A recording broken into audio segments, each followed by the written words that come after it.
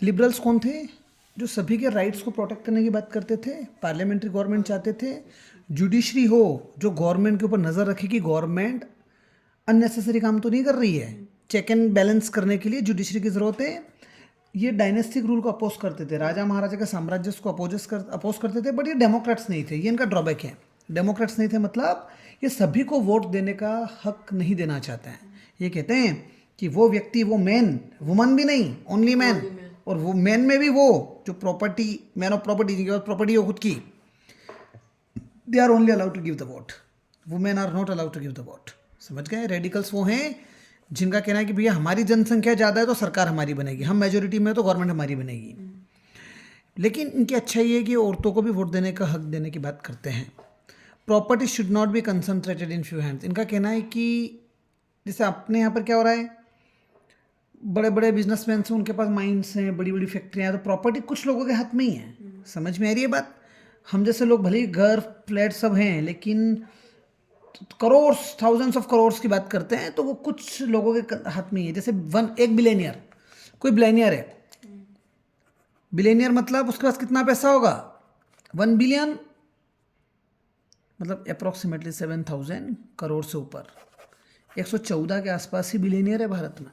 पूरे 142 करोड़ लोगों में से 100 करोड़ वोटर्स हैं, 42 करोड़ लोग हैं वो वोट की श्रेणी में नहीं आए। जैसे तुम लोग हो गए तो तुम 42 करोड़ में आ रहे हो, या अभी जो जन्म रहे होंगे बच्चे, लेकिन 100 करोड़ लोग ऐसे जो वोट देते हैं। 100 करोड़ में से खाली 114 लोग ही बिलियनियर है भारत में, पूरे इंडिया में। पूरे इंडिया में, जिनके पास 7,000 करोड़ से ऊपर की प्रॉपर्टी है।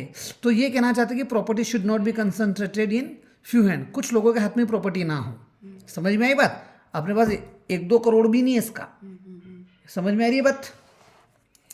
कंजर्वेटिव्स वो हैं जो रेडिकल्स और लिबरल्स को अपोज करते हैं, और ये आइडिया ऑफ चेंज को भी अपोज करते हैं। और कभी कभी अगर आइडिया ऑफ चेंज की बात करेंगे, आइडिया मतलब कोई बदलाव चाहते हैं तो ग्रेजुअल होना चाहिए, मतलब स्लो चेंजेस होने चाहिए। समझ में आ रही कि नहीं आ रही बात? सफरगेट मूवमेंट की बात कर रहे हैं, ऐसा आंदोलन जो औरतों को वोट देने का राइट दिलाए। सोशलिज्म हमने समझ गए थे, फैक्ट्री का ओनर है, उसके अंडर वर्कर्स काम कर रहे हैं, इन वर्कर्स को ये क्या दे रहा है? वेजेस दे रहा है, और प्रॉफिट कौन रख रहा है? वो खुद ही रख रहा है अपने पास। तो जब प्रॉफिट ओनर ही अपने पास रखे तो उसे हम क्या कहेंगे? Capitalist system. लेकिन सोशलिज्म बोलता है कि नहीं भैया, हम तो बहुत सारे लोग मिलकर कोऑपरेटिव्स बनाएंगे, जो भी प्रॉफिट होगा वो सभी में डिवाइड करेंगे। इसको बोलते हैं कोऑपरेटिव कंसेप्ट। कोऑपरेटिव कंसेप्ट आने से पहले कार्ल मार्क्स आया, कार्ल मार्क्स ने सोशलिज्म का कंसेप्ट दिया। कार्ल मार्क्स ने वर्कर्स को कहा कि भैया तुम सैलरी क्यों ले रहे हो, तुम तो प्रॉफिट भी लो ना, काम तो तुम कर रहे हो। तो वर्कर्स को उसने उकसाया कि भैया कैपिटलिज्म को ओवरथ्रो करो, उखाड़ फेंको, क्योंकि प्रॉफिट जो है पूरा का पूरा बिजनेसमैन एक्यूमुलेट कर रहे हैं, आपसे 10-15 घंटे काम करवा रहे हैं, काम आप कर रहे हो, पैसा उसके पास जा रहा है, औरतों को आदमियों से कम पैसा दिया जा रहा है, बेरोजगारी बहुत ज़्यादा है, जहाँ लोग रह रहे हैं वहाँ हाउसिंग और सैनिटेशन कंडीशन अच्छी नहीं है। तो तमाम सोशलिस्ट विचारधारा के लोगों को कलेक्ट किया और एक ऑर्गेनाइजेशन बनाया गया जिसका नाम है सेकेंड इंटरनेशनल। समझ में आ रही कि नहीं आ रही है बात? रशिया की क्या परिस्थिति थी 1904 में? तो जार निकोलस सेकेंड राजा था। रशियन एम्पायर उस वक्त आज के जो देश हैं, पोलैंड का कुछ हिस्सा, Ukraine, Lithuania, Finland, Latvia, Belarus, ये सब इसका पार्ट थे। जॉर्जिया, अजरबैजान, अर्मानिया, ये भी इसके पार्ट थे। मेजर धर्म कौन कौन से थे? तो ऑर्थोडॉक्स क्रिश्चियंस, कट्टरपंथी वाले क्रिश्चियंस, उनको लगता था हमारा ही धर्म सर्वोपरि है। प्रोटेस्टेंट्स, ऐसे क्रिश्चियंस जो बदलाव चाहते हैं।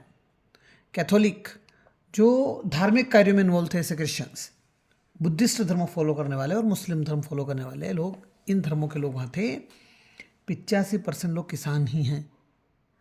इंडस्ट्रियाँ हैं, जहाँ इंडस्ट्री होगी वहाँ वर्कर्स होंगे, लेकिन इंडस्ट्रियाँ खाली 2 पॉकेट्स में ही हैं, एक मॉस्को और एक सेंट पीटरबर्ग। समझ में आ रही बात? सेंट पीटरबर्ग का बाद में नाम क्या बदल दिया? पेट्रोग्राड। जितनी भी पॉलिटिकल पार्टीज़ हैं उन्हें इलीगल डिक्लेयर कर रखा था 1914 से पहले। और लेबर में 31% रोल कौन प्ले कर रहा है? औरतें।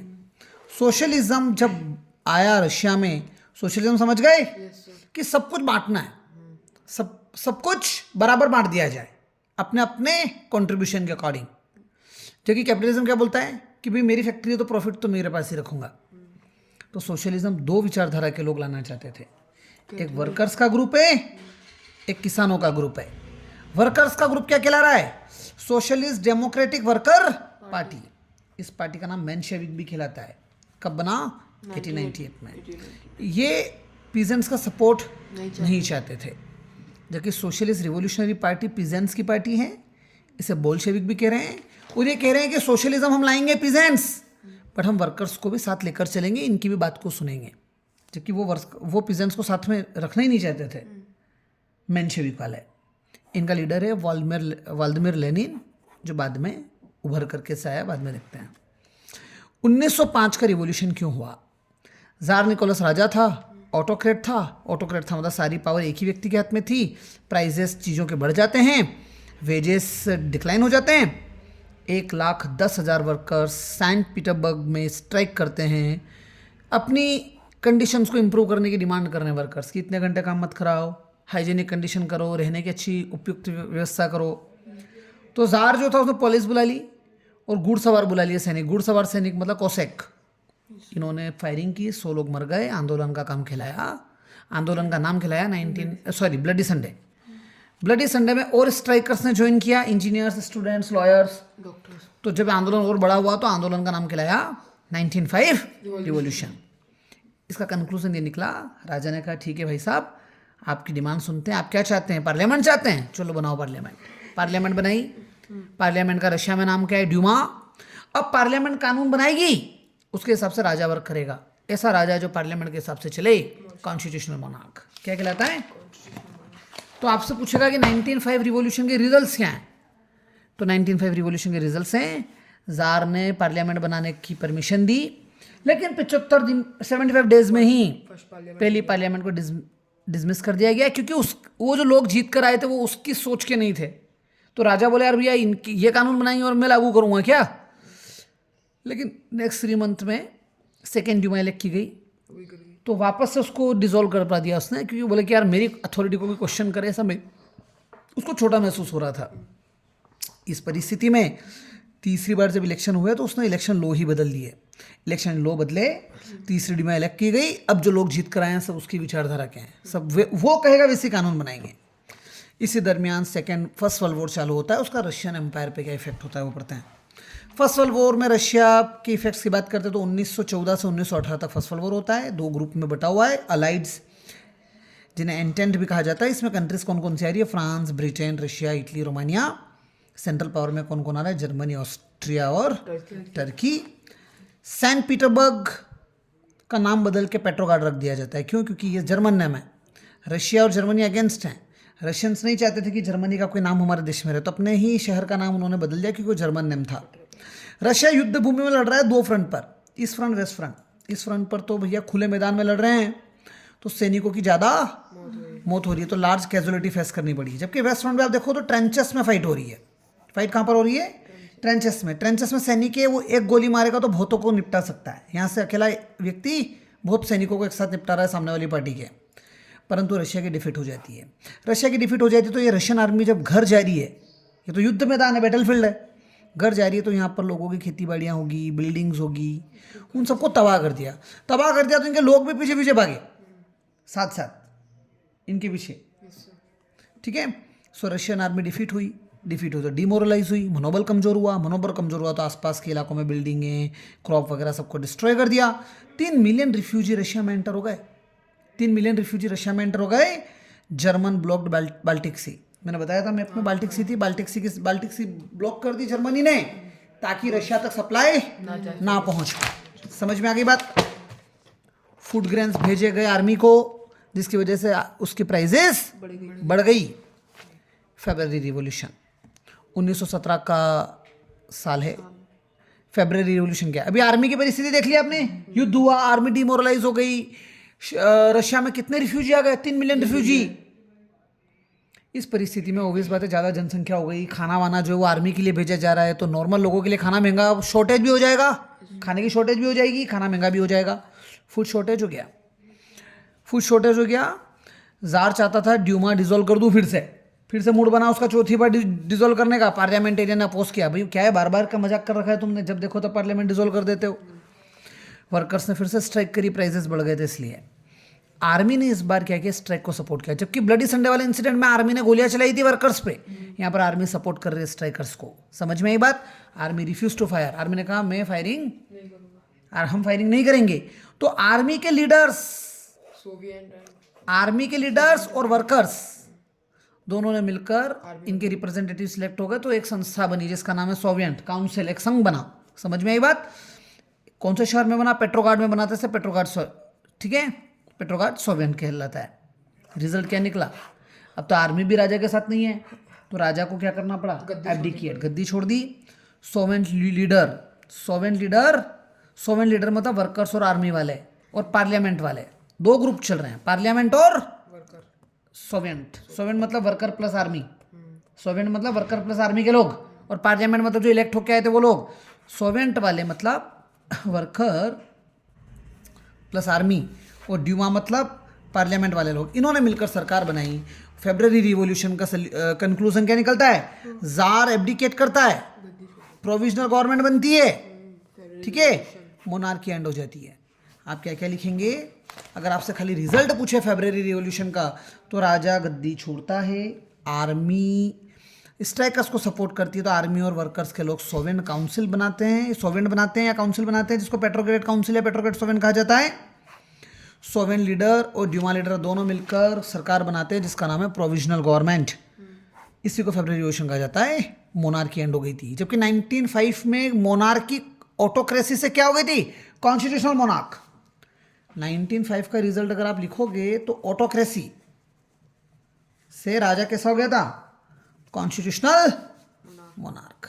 जबकि यहां पर क्या हो रहा है? मोनार्की से प्रोविजनल गवर्नमेंट बन रही है, मतलब मोनार्की तो खत्म ही हो गई। समझ में आई नहीं आई बात? कॉन्स्टिट्यूशनल असेंबली ने चुनाव करवाए यूनिवर्सल आइडल फ्रेंचाइजी के आधार पर, मतलब अब सभी को वोट देने का राइट दिया। समझ गए? लेकिन अक्टूबर के बाद में दो ग्रुप में लड़ाई चल रही है। अब नई सरकार कौन है? Provisional government. और दूसरा ग्रुप कौन था? बोल्शेविक वाला। तो लड़ाई इसलिए हुई, प्रोविजनल गवर्नमेंट में आपको ड्यूमा वाले मिलेंगे, पार्लियामेंट वाले, आपको आर्मी वाले मिलेंगे, आपको वर्कर्स मिलेंगे, पीजेंट्स तो कहीं पर भी नहीं दिख रहे, तो पीजेंट्स बोल्शेविक में थे। तो प्रोविजनल गवर्नमेंट में पीजेंट्स को, क्योंकि अपने देखा था अभी वर्कर वाली पार्टी पीजेंट्स को साथ लेकर नहीं चलना चाहती थी। इस सरकार में किसानों का कोई भी कंट्रीब्यूशन नहीं दिख रहा है, तो इनकी पार्टी का लीडर आया लेनिन ने भाषण दिया और 3 डिमांड रखी। इन तीनों डिमांड को अप्रैल थीसिस कहा जाता है। क्वेश्चन आएगा अप्रैल थीसिस से आप क्या समझते हैं? सो आप लिखेंगे आफ्टर फेब्रुअरी रिवॉल्यूशन, लेनिन का आना, लेनिन का बोल्शेविक पार्टी के थ्रू लोगों को संबोधित करना, और लेनिन की 3 डिमांड रखना लोगों के सामने। इन 3 डिमांड को अप्रैल थीसिस कहा जाता है। लैंड को क्या कर दो? वो इनको नाम कर दो, पीजेंट्स को दे दो, और ये बैंक सरकार, बैंक नेशनलाइज कर दो, और वॉर एंड कर दो।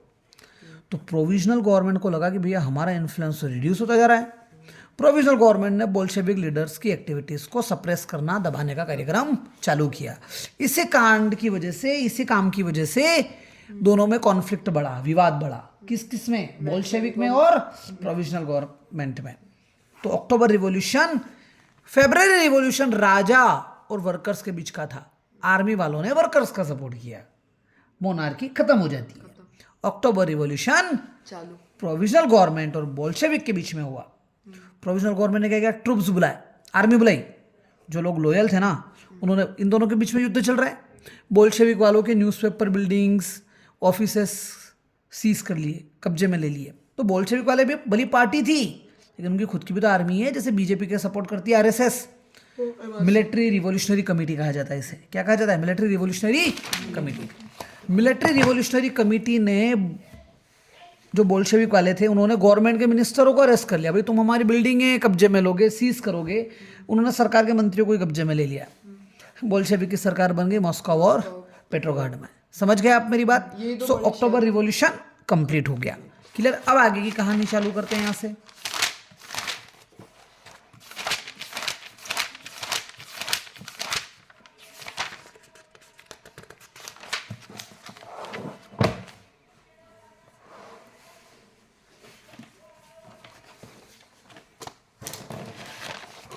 सो आफ्टर अक्टूबर की बात कर रहे हैं अपन, ठीक है। अब बोल्शेविक की गवर्नमेंट है, समझ में आ रही है बात। टॉपिक है अक्टूबर आफ्टर अक्टूबर। ज़्यादा बड़ा लिख दिया, नहीं बस 3 पेज हो रहे हैं, ख़त्म, कुछ भी नहीं है, 15 मिनट का काम है। फ्री कर रहा हूँ फिर। नाजिज़म पढ़ा चुका हूँ, इलेक्ट्रल पॉलिटिक्स कोचिंग वगैरह पे कभी भी ले लेंगे, एक दिन का काम हो रहा है। पढ़ा दिया वैसे मैंने पहले। क्लाइमेट हो ही गया, नहीं हुआ, ड्रेनेज भी हो गया। क्लाइमेट हो गया, ड्रेनेज हो गया, नाजिज़म हो गया, लेनिन हो जाएगा, बच क्या रहा, इलेक्ट्रल पॉलिटिक्स कर लेंगे। सो बोल्शेविक वालों ने टोटली अपोज की प्राइवेट प्रॉपर्टी। बोल्शेविक मतलब लेनिन की पार्टी, उसने तो खुद ही अपने अप्रैल थीसिस में कहा था लैंड किसानों को बांट दो। Yes sir. तो बोल्शेविक ने अपोज किया प्राइवेट प्रॉपर्टी को, भैया कोई प्रॉपर्टी खरीद नहीं सकता। बोल्शेविक ने क्या कहा कि बैंक जितने भी है और इंडस्ट्रियाँ जितनी भी है उन्हें नेशनलाइज कर दिया जाए, सरकार मतलब सरकारी कर दो सारी चीज़ों को। समझ में आ रही नहीं? कुल मिलाकर गवर्नमेंट सारी चीज़ों की ओनरशिप ले ले, सारी ओनरशिप किसके पास चली जाए, सरकार के पास। सारा मैनेजमेंट भी किसके पास चला जाए, सरकार के पास। लैंड एक सोशल प्रॉपर्टी डिक्लेयर करने की बात कर रहा है कि लैंड अब किसी की प्राइवेट प्रॉपर्टी नहीं रहेगी, लैंड एक सोशल प्रॉपर्टी है, लैंड एक सरकारी प्रॉपर्टी है। और जो पीजेंट्स हैं वो लैंड सीज कर सकते हैं। जैसे नोबेल्स थे, नोबेल्स मतलब बड़े बड़े रईसजादे ज़मींदार लोग, इनके पास ज़मीनें हैं, तो पीजेंट्स से उसने कहा कि पीजेंट्स को ज़मीनें छीन लेनी चाहिए, पीजेंट को सीज कर लेना चाहिए लैंड नोबेल्स से, नोबेलिटी से। समझ में आई बात? बोल्शेविक वालों के लिए, बोल्शेविक ने जो सरकार बनाई तो आर्मी के लिए नई ड्रेस चूज करी। इस नई ड्रेस में एक टाइप की केप थी जिसे सोवियत हैट कहा जाता है, और रशियन लैंग्वेज में से कहा जाता है क्या, बुडेनोवका।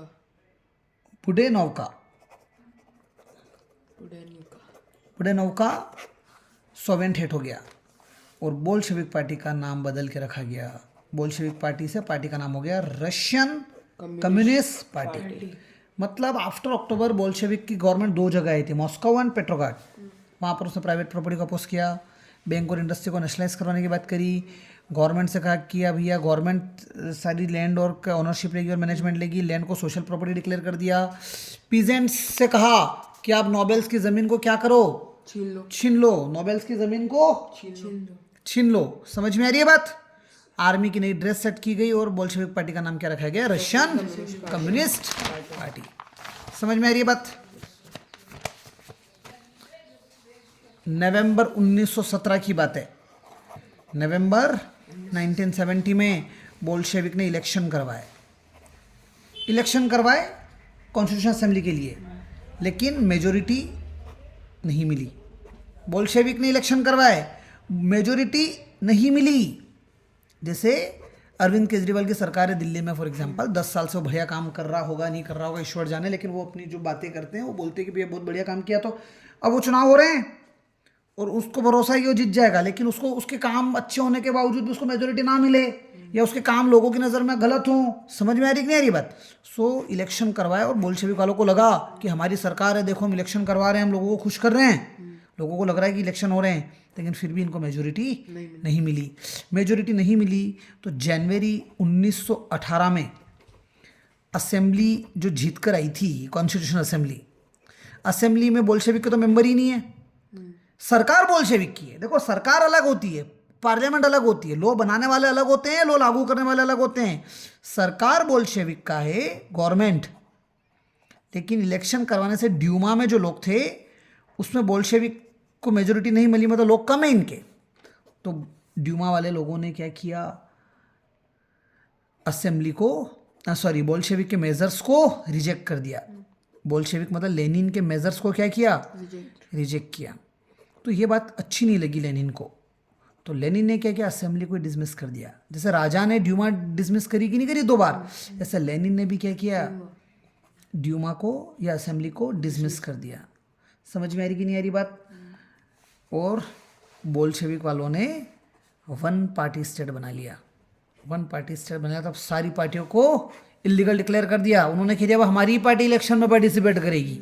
समझ में आ रही कि नहीं आ रही बात? सो रशिया 1 पार्टी स्टेट बन गया। कैसा स्टेट बन गया? रशिया वन पार्टी स्टेट बन गया, एक तरीके से डिक्टेटरशिप जैसा ही कुछ दिख रहा है। और उनकी खुद की सीक्रेट पुलिस लगाई उन्होंने, सीक्रेट पुलिस का नाम है चेका। 3 टिपिकल वर्ड आए अभी तक। कौशेक आया था हॉर्समैन वाला, एक ये वर्ड आया है बुडिनोवो का सोवेन हेड के लिए, और एक चेका। चेका सीक्रेट पुलिस का नाम है, जिसका काम था पनिश करना उन तमाम लोगों को जो भी क्रिटिसाइज करे बोल्शेविक्स को। बोल्शेविक को क्रिटिसाइज करोगे तो पनिश किया जाएगा। सो अक्टूबर रिवॉल्यूशन किसके लिए था? प्रोविजनल गवर्नमेंट और लेनिन के बीच में, मतलब बोल्शेविक के बीच में। समझ गए? ऐसे 3 दिन का काम है। अक्टूबर रिवॉल्यूशन किसके बीच में था? Provisional government and Bolshevik. After October क्या हुआ? बोल्शेविक को असेंबली में मेजोरिटी नहीं मिली। बोल्शेविक ने क्या क्या किया, काम उनकी लिख देना, क्या क्या किया। प्राइवेट प्रॉपर्टी को अपोज किया, बैंक और इंडस्ट्रीज को नेशनलाइज करवाया, गवर्नमेंट ने ओनरशिप लेने की बात करी सभी चीज़ों की, लैंड को सोशल प्रॉपर्टी डिक्लेयर किया गया, पीजेंट्स को कहा कि आप ज़मीनें छीन लीजिए नोबेल से, आर्मी की नई ड्रेस बनाई गई, बोल्शेविक पार्टी का नाम रखा गया रशियन कम्युनिस्ट पार्टी। इलेक्शन हुए, बोल्शेविक को मेजोरिटी नहीं मिली। जो असेंबली जीत कर आई थी, ड्यूमा जो पार्लियामेंट थी, उसने बोल्शेविक या लेनिन के मेजर्स को रिजेक्ट करना चालू किया। तो लेनिन ने असेंबली को ही डिसमिस कर दिया और रशिया को क्या बना दिया? आपको ये लिखना आना चाहिए, आफ्टर अक्टूबर में, अक्टूबर के बाद में रशिया वन पार्टी स्टेट बना। वन पार्टी स्टेट बनने के बाद खुद की पुलिस बनाई गई, सीक्रेट पुलिस चेका, जो किसी को भी पनिश करेगी अगर वो बोल्शेविक के खिलाफ बोलेगा तो। समझ में आ रही नहीं आ रही बात? नेक्स्ट टॉपिक है द सिविल वॉर। क्या बोलता है सिविल वॉर? कि जो बोल्शेविक्स हैं उन्होंने लैंड रीडिस्ट्रीब्यूट करने की बात करी। बहुत प्यारी बात बोल रहा है। सरकार किसकी? बोल्शेविक की है, क्योंकि असेंबली को तो डिसमिस कर दिया था, वन पार्टी स्टेट बना दिया, लेनिन ही पावर में। लेनिन या बोल्शेविक ऑर्डर कर रहे हैं कि भैया लैंड रीडिस्ट्रीब्यूशन का प्रोग्राम चल रहा है, जमीनें बांटने का काम चल रहा है। तो सोल्जर्स जो थे आर्मी में वो भी घर आ गए। सोल्जर्स थे वो किसान परिवारों से ही थे, तो वो भी अपने वापस से गांव आ गए, विलेजेस, क्योंकि रीडिस्ट्रीब्यूशन हो रहा था लैंड का, तो उनको भी ज़मीनें मिलेगी। तो भैया वो आर्मी छोड़ के कहाँ आ गए? घर आ गए ज़मीन लेने। समझ में आई बात? तो जितने भी लोग नॉन बोल्शेविक थे, मतलब जो बोल्शेविक के खिलाफ थे या बोल्शेविक के अगेंस्ट थे, समझ में आई बात? 1918 से 1919 की बात है। इन लोगों में कौन कौन आएगा? ग्रीन्स मतलब वो वर्कर्स वाले, सोशलिस्ट, रिवॉल्यूशनरी, वाइट। ग्रीन मतलब सोशलिस्ट रिवॉल्यूशनरी, बोल्शेविक के अगेंस्ट वाले से वर्कर्स वाले। नेक्स्ट है वाइट वाले कौन है? प्रोजारिस्ट का मतलब होता है जो राजा को अभी भी सपोर्ट कर रहे हैं। राजा ने भले एब्डिकेट कर दिया, लेकिन राजा के साम्राज्य को फिर से लाना चाहते हैं। ऐसे लोग कौन कहलाएंगे? Non Bolshevik. आपसे पूछेगा नॉन बोल्शेविक कौन है, तो वो तमाम लोग जो बोल्शेविक के सिस्टम को अपोज करते थे। इसमें प्रोजारिस्ट आ गए, मतलब राजा के साथ खड़े रहने वाले लोग, और सोशलिस्ट रिवॉल्यूशनरी आ गए। इनको ग्रीन्स कहा जा रहा है और इनको वाइट कहा जा रहा है। सो अब जो सिविल वॉर हो रहा है, सिविल वॉर 2 ग्रुप में हो रहा है। अक्टूबर वाला रिवॉल्यूशन किस किस के बीच में था? बोल्शेविक और प्रोविजनल गवर्नमेंट। समझ में आ रही बात? फरवरी वाला रिवॉल्यूशन किस किस के बीच में था? राजा और सैनिक के बीच में, राजा और वर्कर्स के बीच में, जिसमें सैनिकों ने भी वर्कर्स का सपोर्ट किया था। सिविल वॉर जो हो रहा है ना, ये हो रहा है बोल्शेविक एक तरफ और एक तरफ नॉन बोल्शेविक है, जो बोल्शेविक के इन मेजर्स से खफा है। समझ में आ रही कि नहीं आ रही है बात? सो जब इन दोनों के बीच में युद्ध चल रहा है, तो युद्ध तो क्या है, गृह युद्ध कह सकते हैं सिविल वॉर मतलब। तो बाजार लूटे जा रहे हैं, बैंडिटरी बंदी बनाया जा रहा है लोगों को। ऐसी परिस्थिति में फेमाइन आ गया, भुखमरी छा गई। समझ में आ रही है बात? सिविल वॉर है बोल्शेविक और नॉन बोल्शेविक के बीच में। लेकिन बोल्शेविक वाले इतने स्मार्ट थे, इतने मजबूत थे कि जनवरी 1920 आते आते बोल्शेविक वालों ने जितने भी रशियन एम्पायर थे, फॉर्मर रशियन एम्पायर्स, मतलब वो पोलैंड वाले जितने भी रीजन एंड थे, तो बोल्शेविक वालों ने they controlled most Russian empire. Russian empire का मेजोरिटी हिस्सा इन्होंने अपने कब्जे में ले लिया। क्योंकि शुरू में उनकी सरकार कहाँ थी? पेट्रोग्राड और मॉस्को में ही थी। अब सिविल वॉर की वजह से इतने मजबूत हो गई है कि इन्होंने रशिया का मेजर पार्ट अपने कब्जे में ले लिया। समझ में आई बात? यहाँ पर अक्टूबर के बाद जो सरकार बन रही थी बोल्शेविक वालों की, उससे मॉस्को और पेट्रोग्राड में बन रही थी। अब इन्होंने कहाँ कब्जा कर लिया? मोस्ट रशियन पार्ट, मतलब मेजर रशियन एम्पायर इनके अंडर आ गया है। समझ में आ रही है बात?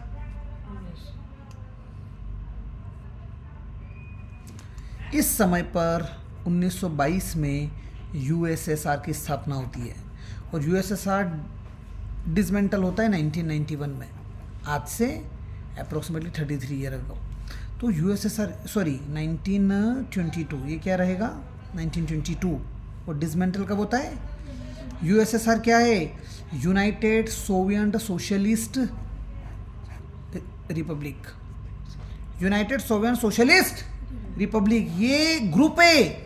वो तमाम एम्पायर जो थे ना, वो इंडिपेंडेंट राज्य बने, इंडिपेंडेंट देश बने। तो 14 तो कंट्रीज वो हो गई और एक रशिया। ये 15 कंट्रियों का जो ग्रुप है, इसे यूएसएसआर कहा जाता है। इन तमाम कंट्रियों ने सोशलिज्म को ही फॉलो किया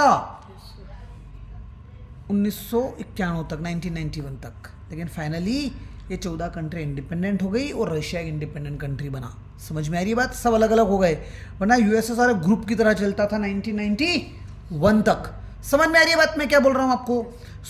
आप लिखोगे कि सिविल वॉर में लैंड रिडिस्ट्रीब्यूशन की बात हुई, सोल्जर्स गांव आ गए, वहाँ रिडिस्ट्रीब्यूशन का कार्यक्रम चल रहा था, नॉन बोल्शेविक इन तमाम चीज़ों के खिलाफ थे, इसलिए सिविल वॉर हुआ बोल्शेविक और नॉन बोल्शेविक के बीच में। बाजार लूटे गए, लोगों को बंदी बनाया गया, फेमाइन जैसी परिस्थिति आ गई। लेकिन 1920 तक बोल्शेविक अपने आप को मजबूत कर लेते हैं। रशिया का मेजोरिटी एम्पायर उनके अंडर आ गया। 1922 में इन तमाम ग्रुप को कंबाइन करके क्या किया गया? USSR, United Soviet socialist Republic बनाया गया, जो डिसमेंटल होता है। बनता तो 1922 में, लेकिन ये सारे 14 देश प्लस एक रशिया, 15 देशों का ग्रुप 1991 में बिखर जाता है। समझ में आई बात? आपसे पूछा जाएगा सोशलिस्ट सोसाइटी को कैसे बनाया गया, सोशलिस्ट सोसाइटी को कैसे फ्रेम किया गया। तो आई थिंक लास्ट या सेकेंड लास्ट टॉपिक है ये, making of socialist society.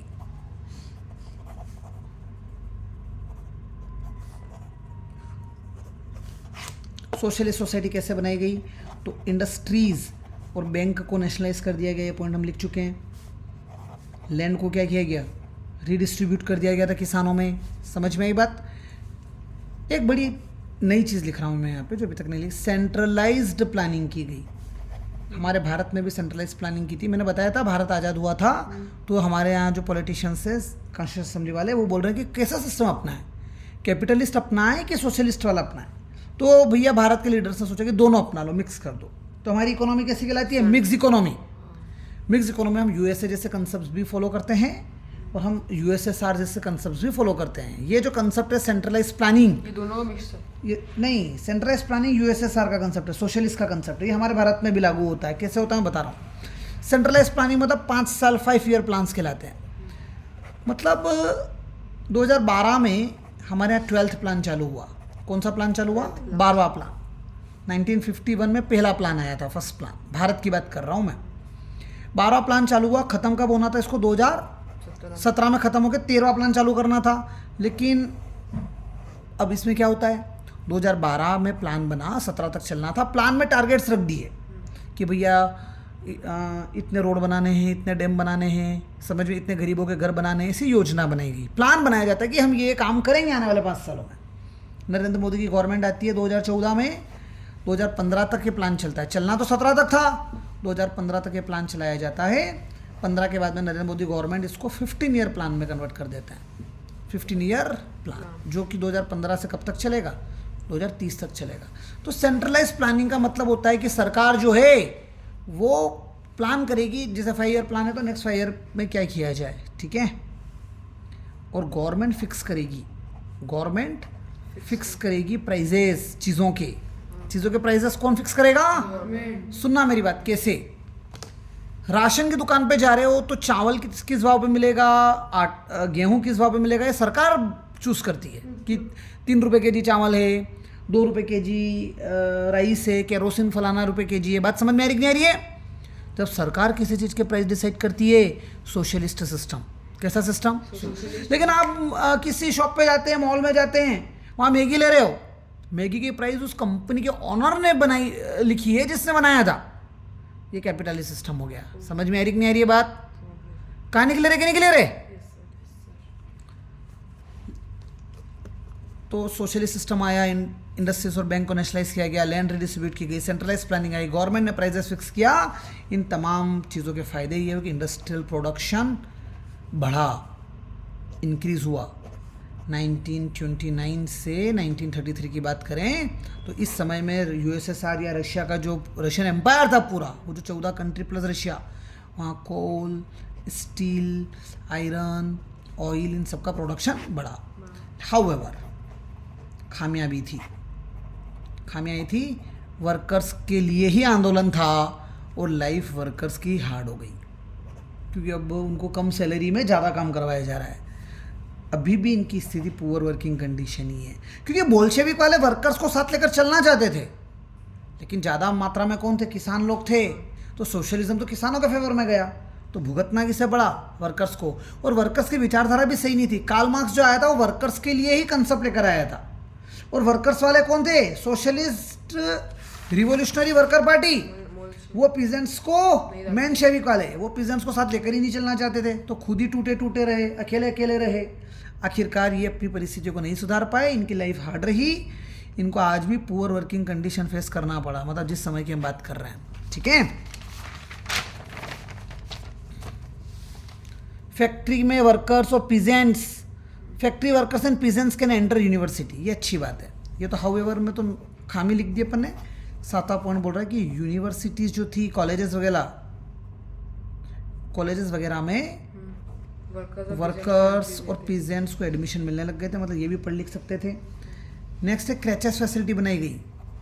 क्रेचेस facility का मतलब ये होता है, कोई भी मदर है, न्यू बॉर्न बेबी है, अगर वो मदर वर्किंग वुमन है, जैसे कि स्कूल में कोई टीचर पढ़ा रहा है, उसका बच्चा है, तो उसके लिए स्पेशल फैसिलिटी बनाई जाएगी जहाँ उसके बच्चे को वो रख पाए, और स्कूल केयर टेकर्स प्रोवाइड करेगा। वो मैम तो पढ़ाने गई है क्लास में, तो बच्चे की केयर टेकिंग के लिए कोई तो स्टाफ होगा ना।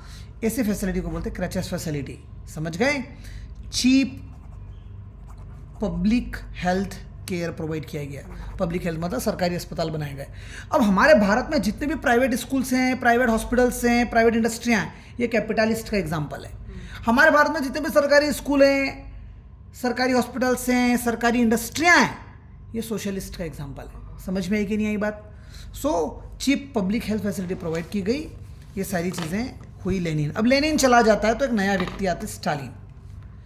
लेनिन की डेथ हो जाती है तो नया लीडर आता है, लेनिन की जगह लेता है, उसका नाम है स्टालिन। वो भी बोल्शेविक से ही है, और उसकी विचारधारा को बोलते हैं स्टालिनिज्म। क्या बोलते हैं? स्टालिनिज्म। और स्टालिनिज्म ने जो कंसेप्ट दिया, उस कंसेप्ट का नाम है कलेक्टिवाइजेशन। समझ गए? लेनिन के मरने के बाद स्टालिन आता है। स्टालिन की विचारधारा, स्टालिन की काम करने के तरीके स्टालिनिज्म कहा जा रहा है, और उसने कंसेप्ट दिया था कलेक्टिवाइजेशन। कलेक्टिवाइजेशन क्या होता है वो समझा देता हूँ पहले मैं। ये किसी गांव में खेत है, सभी लोगों के खेत एक ही जगह आ गए। ये मेरा खेत हो गया, ये आपका खेत हो गया, ये किसी पड़ोसी का खेत, ये किसी का खेत। समझ में आई बात? अब ऑब्वियस बात है, ये कोई और फसल बोएगा, ये कोई और फसल बोएगा, अलग अलग फसल बोएंगे। इसके पास पानी होगा, इसके पास ट्रैक्टर होगा, इसके घर में ज़्यादा सदस्य तो लेबर होगी। समझ में आई बात? किसी के खाद बीज की दुकान भी है शहर में, तो सीड्स फर्टिलाइजर इससे मिल जाएंगे। तो ये कहते हैं कि एक काम करो, इस लैंड को यूनाइटेड लैंड मान लो, एक ही लैंड मान लो। समझ गए? अब एक ही फसल बोएंगे पूरे खेत में। ये पूरा खेत जो था, इसमें फसल एक ही बोई जाएगी। अब ये ट्रैक्टर दे देगा, सभी के इस ट्रैक्टर से सभी के खेत हाँक लेंगे। इसका बोरवेल है, ये पानी दे देगा, सभी के खेत को पानी पिला देंगे। इसके बाद लेबर ज़्यादा है तो ये सभी को लेबर दे देगा। ये अकेला सिंगल पर्सन है फॉर एग्जांपल, तो ये रात में वॉचमैन का काम कर लेगा, ये बीज सप्लाई कर देगा। सबने मिलकर एक ही फसल बोई, माल बेचा, प्रॉफिट हुआ। जिसका जितना कंट्रीब्यूशन रहा होगा, ऑब्वियस बात है, लेबर वाले का खर्चा ज़्यादा आएगा, ट्रैक्टर वाले का ज़्यादा आएगा। जिसका जितना खर्चा होगा उसके हिसाब से प्रॉफिट बांट लिया जाएगा। कंसेप्ट कहता है कलेक्टिवाइजेशन। समझ में आएगी नहीं ये बात? तो साल आया 1927 से 28 का। 1927 से 28 का रशिया में ग्रेन सप्लाई की प्रॉब्लम आ गई। क्योंकि वो रिफ्यूजीज वगैरह के मैटर सब चल ही रहे थे, तो भैया कमी आ गई। किस चीज़ की कमी आई? खाने की कमी हो गई, क्रॉप्स सीरियल्स की कमी हो गई, ग्रेन की कमी हो गई। किसान जो थे वो अपना ग्रेन सरकार को नहीं बेचना चाहते थे। जिस रेट पर सरकार खरीदना चाहती है उस रेट पर खरीदना नहीं चाह रहे हैं। तो स्टालिन आता है, स्टालिन किसानों को समझाता है, भाई तुम क्यों नहीं बेचना चाहते हो? तो बोलता है साहब मेरी छोटी ज़मीन है, इतना माल पैदा हो ही नहीं मेरे पास कि मैं आपको बेचूं, हमें खुद के घर के लिए भी तो राशन रखना पड़ेगा। तो स्टालिन ने कहा कि चलो एक काम करते हैं, तुम राशन नहीं बेच पा रहे हो, सीरियल नहीं बेच पा रहे हो, यूनाइटेड लैंड कर देते हैं, सरकार से जो मदद होगी वो करेगा, जो भी प्रोडक्शन होगा आप घर घर के लिए रख लीजिएगा, एक्स्ट्रा होगा वो मार्केट में सप्लाई कर दिया जाएगा। समझ में आ रही कि नहीं आ रही बात? तो स्टालिन आया, स्टालिन ने इंट्रोड्यूस किया कलेक्टिवाइजेशन। समझ गए मेरी बात कि नहीं समझे? तो स्टालिन कलेक्टिवाइजेशन लाता है तो मान लो यार ट्रैक्टर वाला किसान रिच फार्मर है। कैसा फार्मर है? रिच फार्मर या रिच पीजेंट्स को वहाँ कहा जाता था रशिया में कुलाक्स। समझ में आई बात? तो ये अगेंस्ट है।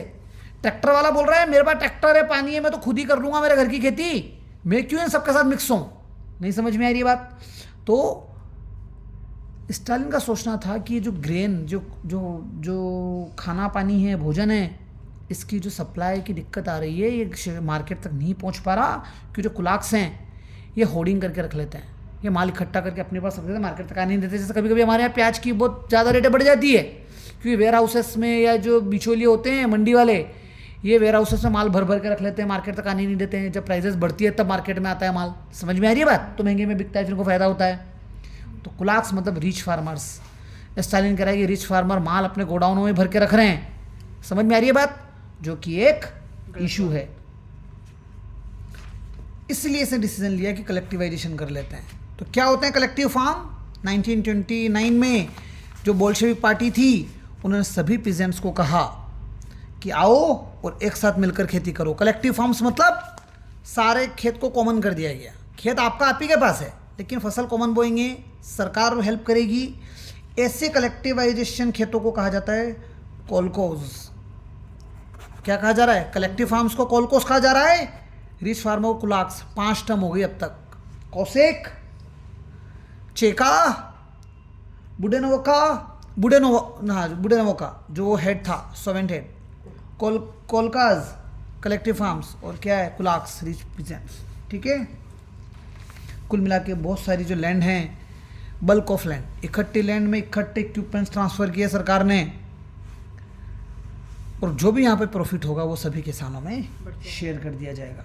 कुल मिला के स्टालिन चाहता था कि खेतीबाड़ी जो है, एग्रीकल्चर को मॉडर्न फार्म्स बना दिया जाए। कैसे खेत बना दिए जाए? मॉडर्न फार्म बना दिए जाए, और इंडस्ट्रियल लेवल पर प्रोडक्शन किया जाए।